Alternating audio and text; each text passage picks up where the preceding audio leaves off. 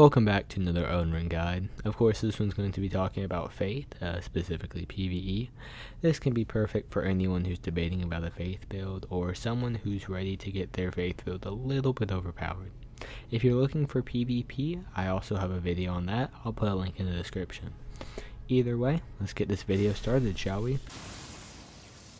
So I think the best way to start off this stat segment is going to be by talking about my starting class. I personally believe that Prophet is the class you should choose if you're in a Faith build. It's going to give you the optimal stats with the optimal level that you're going to want for your playthrough. Now, talking about the actual stats you're going to upgrade, the first and probably most important is going to be Vigor. Vigor is your health. I recommend getting that to at least 40 on any build you do, and if you have the extra points, max it out to 60. Don't go past there, as your stat returns will diminish heavily. The next stat is going to be FP. I mean, you should knock it up a couple times, but unless you're a pure caster, you don't need to put a ton of points into it. I mean, maybe just hit it up like 3 or 4 times, and you'll probably be okay. Endurance just depends on the weapon you're using. If you're using a really big colossal sword and you're running out of equip load, maybe bump it up a few more times than usual. But with any build, you're going to want to get it to a point where you can dodge without running out of endurance a couple times. So at least knock it up 4 or 5 points. Whatever you feels right with the weapon you're using. Now the next stats that we have are going to be the damage stats.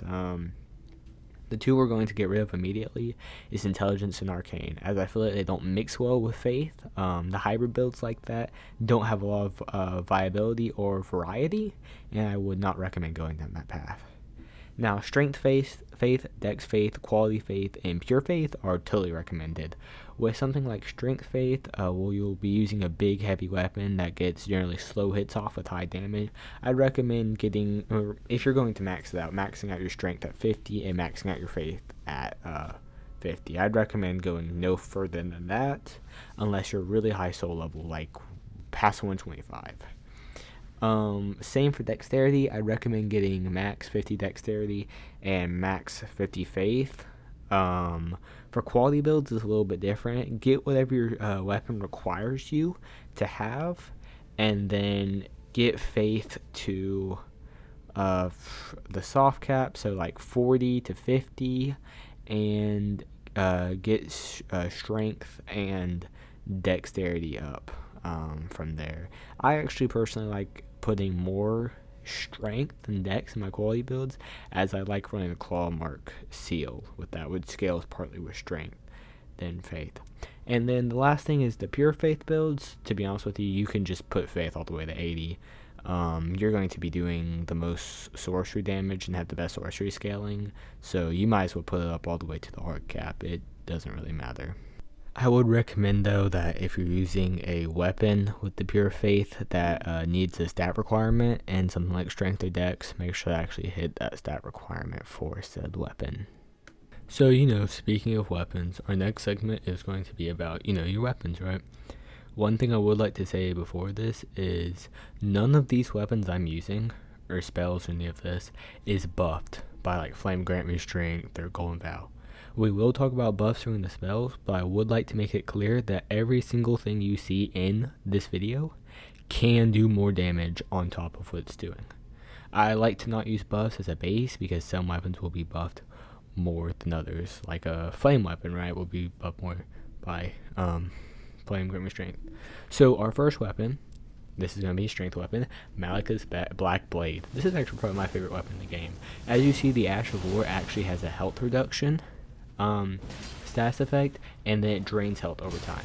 It is a colossal sword, so it's going to have a really nice moveset with that really nice poke and be doing a lot of voice damage.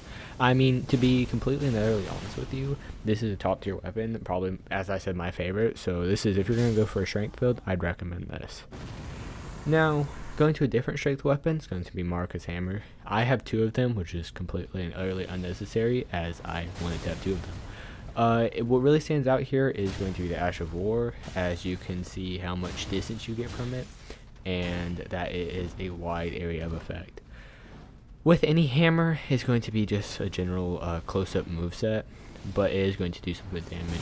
It is going to do some good poise damage. Either way, I like having one of these and then my seal in the other hand to have the best of both worlds. So now we're actually moving on to our dexterity weapons. The first one we have is the Halo Scythe. The Halo Scythe is really good because the Ashes of War, you can chain it, so you can just get a really nice long range spell that does good damage. As a scythe, it has a pretty good moveset, some long sweeps, and some really high damaging attacks for what it is. I was actually really surprised when I picked up this weapon. I mean, some people pair this with the Wing Scythe, but it's up to you for the dual moveset. Now we have another dexterity weapon, Godslayer Greatsword. This is actually one of the most used faith weapons for PvE. It has this really nice effect where, it'll do huge amounts of damage and then do DPS over time with the actual hit. And then it's a colossal weapon, so it gets another very nice moveset, and it gets that really nice poke on top of it. Right there, see that poke? Yep. This is probably the best dexterity weapon, in my opinion, as you saw with that weapon skill. That was huge numbers of damage. So, now we have the Sacred Relic Sword, which, as you can see, does a really wide AoE damage. This can make it great for multiple bosses, or just general mob clearing if you're in a dungeon. This weapon it's good. It does good damage. It has a great sword moveset, so it does, nice sweeps. But it's more for special circumstances where you can hit a bunch of people at the same time. So now we have our last dexterity weapon. This is going to be the Black Knife. It's specifically good because the weapon skill will do a HP reduction. As you can see on the bar, there's just a portion where the HP is grayed out. This can be really good to start fights with high HP mobs. It can be as a secondary weapon to just, get that first hit in, reduced HP, and do a nice chunk of damage. As a weapon itself, it's not going to be that good, as the knives don't have a good moveset and they don't deal a lot of damage. I used to use this as a secondary to my quality build, as I could just run around and get the first hit off of it. Talking about quality, we're now using the Blasphemous Blade. This is a very, very good weapon, and it's a bit of a special circumstance. One of the best parts about this weapon is the fact that the weapon skill that you just saw right there actually heals for HP. And the good part is when you actually kill a mob, like when you're out in the world and you just kill a mob, it'll also give you HP back. So it's super nice. It also is a great sword, so it has a decent moveset. But another great thing about its damage is that it actually does fire damage, so that means you can boost it even more with something like Flame Grant Me Strength or the Wonders Physic.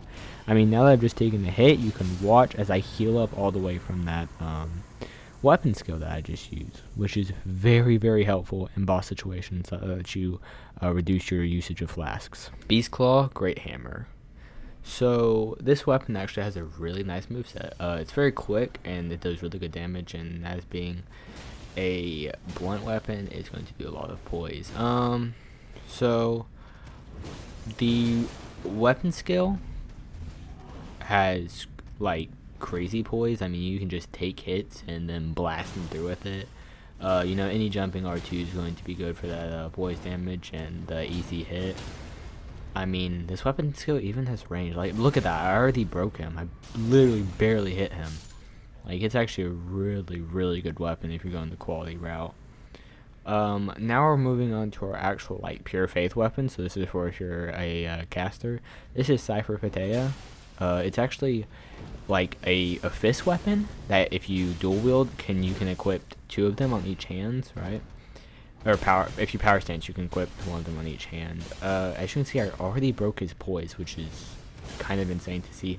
Unblockable Blade is the weapon skill. It has really short range, but it can do good damage, and this weapon's just really fast. That's why it's so good. It can just speed out DPS. So next we have, the Coated Sword. This is another pure faith weapon. It's honestly kind of like the Cypher Patea, or Cypher Patea. We're going with that, alright? It's, another simple weapon. It's pretty quick, and it does surprisingly good poise damage. The weapon skill, is that large flash you see. It gets really good range. and it's just generally a nice little dodge and hit weapon, because after you do the dodge, you get a nice poke. I mean, as you're probably going to be using this with a pure faith build, it's just a nice little right hand weapon to have while you cast your spells and your offhand. So, since our next category after this one is going to be about spells, I thought we'd take a second to talk about, your seals, which you use to cast the actual spells. So there's 2 seals I recommend. The first one, which I'm showing you right now, is the Claw Mark seal. This seal is specifically if you're using a strength build or a quality build, as it gets really good scaling with faith, and it also gets really good scaling with strength. It also will boost bestial incantations like Rock Sling or the Stone of Graying, which can be really helpful to have. Now, the other seal that we're going to be talking about is Erdtree Seal. This is specifically for pure faith builds or something like a Dex and Faith, where it doesn't scale with strength. This doesn't have any specific spell it boosts, but will get the highest sorcery scaling out of any of the seals if you put it on to faith. Now we're going to run through some of the spells you should be using. The first one is going to be Black Blade. This, just like Malekith's Black Blade, is going to have an HP reduction and a DPS over time. You can also chain it into 2 slices to get even more damage. Our next spell is going to be Frozen Lightning Spear. This strikes down and then pops up in front. Does pretty good damage. The next one is going to be Giant Flames Take Thee, fire damage sorcery, which means, or incantation, which means you can boost it up, and it does really good damage, though it has a slight charge time. One of the arcane incantations, Dragon Claw, you can chain it, it does really good damage, and you only need a little bit of arcane to use it. The other one I'd recommend is going to be Dragon Maw. This takes a lot of FP, but it gets, really nice damage off and can move you forward a little bit. The next spell that we're going to be talking about is going to be another arcane spell, but again, you barely need any arcane. It's Run Breath. This one's really good to start a lot of fights because it will proc Scarlet Rot, which will do DPS over time throughout the whole fight. This is one of my favorite spells. It's called Black Flame. You charge it up all the way, and it does DPS over time for a short second. And then we have Stone of Graying, which does poise damage as it does physical damage, and you can endlessly chain it as long as you have stamina. Okay, now that we're done with that rapid barrage, we have 2 more spells in the Wonders Physics. So we're going to talk about the buffs you can do in Elden Ring. The 2 buffs that I recommend for PvE is going to be Golden Vow and Flame Grant Me Strength. Golden Vow is going to boost your damage and your damage reduction, and Flame Grant Me Strength is going to boost your damage and your fire damage. Fire damage can work for the spells and some specific weapons. Now, with your Wonders Physic, the 3 I recommend are going to be Holy, Flame, and then it's actually going to be the Lightning. It just depends on what spells you're using and what weapons you're using, but those are the 3 types of damage that Faith actually uses. So now let's showcase this off a little bit. We're using Blasphemous Blade, which was a quality weapon I was talking about earlier. And we're going to show you the damage in the top right here. So if you actually look at this, it does 726 damage right now, right? Now, you can also see that the damage negation is about 20. Okay, when we use Golden Vow onto this, which if you remember boosts damage and damage negation, it's going to boost both these up from 736 damage to 835, and from 20% damage negation to 28. Those are solid chunks, especially since it's going to last for a very long time. So throughout your entire boss fight, to be completely honest. Now let's add Flame Grant Me Strength onto this. This is going to boost solely our DPS. That moves up all the way up to a staggering 1,002. This is for a great sword. This isn't even for a colossal weapon. That is absolutely insane. Now that's how the Wonders Physics. The only one this is actually affecting is going to be the Fire one, and it boosts it up by about 70 more damage. So you can almost get this up to 1,100 DPS. To be honest with you, that's insane. So next we have Talismans. You have a couple of options here. Great Jar's Arsenal. This can be super helpful if you're wearing a bunch of heavy pieces of armor and a very heavy weapon. Erdtree's Favor. This can be good if you just need a little bit of a boost to your weight load and you want to get the extra HP and stam benefits on, or if you have an extra talisman slot. Radigan Sword Seal can be very good for the start, like the early game of any playthrough, because it can give you some stat boosts you might need for your weapons. The canvas talismans will stack together, and they both increase the potency of your incantations, so your DPS of your incantations. Dragon's icon, this will shorten your spellcasting time, so make it a little bit quicker. This one's kind of iffy, but it still can be good depending on the build you're running. And then Shard of Alexander, which is absolutely necessary as it boosts your weapon skill by 15%, which is crucial to any build. So another section we have is going to be our armor sets. They're surprisingly not that important in this game, but the Ruler's Mask will give you 1 extra faith if you're interested in that. And the Haligtree's Knight's Helm will give you 2 extra faith, which is pretty nice if I'm being honest. The only other thing that gives you like a boost is going to be the Crucible armor sets, as that does give a boost to your Crucible incantations, which you probably shouldn't be using as PvE. In my opinion, they're only really good PvP spells. But I mean, if you want to do a Crucible Knight build, that's totally cool. I mean, it'll look good at least. The other 2 armor sets that stick out to me is going to be the Veteran's Armor, which has really good weight for its poise and damage negation, and the Bulgo Armor, because it has such a high poise in case you're going for that. And also, has crazy damage negation. It's really not that important. You can kind of mix and match to what looks the best.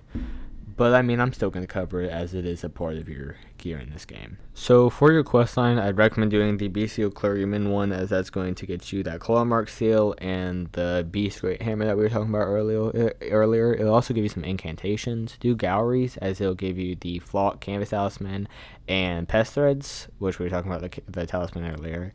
And do the Great Jar of Alexander's questline to get Alexander's Shard, which boosts your weapon skills. And we're finished. Thank you for watching another Elden Ring video. Again, if you're interested in the PvP side of the Faith builds, go check out my video on that. And if you just enjoyed the content, please like, comment, subscribe. Specifically subscribe, man. I need some subscribers. But either way, I mean, thanks for watching the video.